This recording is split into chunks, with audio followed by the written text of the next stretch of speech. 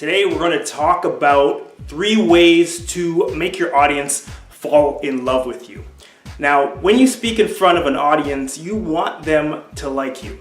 Not to the extent that you're going to pander to them and not deliver your message because you're scared about how they'll receive you, but there are things that you can do to make sure your audience appreciates you, is engaged with you, and has a feeling of connection with you. And if they have those things, they will buy from you, they will listen to you, they will heed your message. So let's go into what I call the 3 gives to making sure your audience falls in love with you. The first step is to give over asking. What do I mean by that? When you start your speech, typically most speakers get into their content. What they're doing is they're asking the audience to pay attention to them. Please pay attention to me. Here's my information. How can you be different? Give to your audience first by asking them a question. Get into their world before you invite them into yours. That gives them a chance to get that oil for the engine of their mind, to get their minds going. If they're thinking about their life in relation to your story as opposed to just your story, you're giving to them and they will connect with you right away.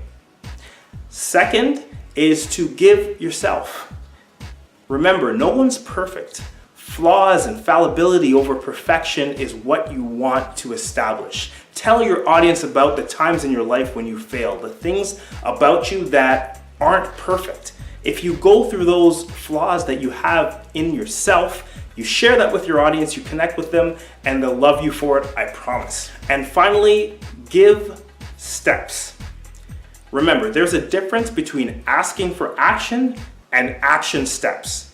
You can ask your audience to take a certain action, but if you tell them specifically, give them the action step or steps they need to take in their lives, they will love you for it. So an action step is leave here today and write down 10 things you want to accomplish by next year. That's clear, that's an action step. Asking for action is write down your goals. There's a difference. When you just say something that everyone said before, you've heard write down your goals before, people kind of have it go in one ear and out the other.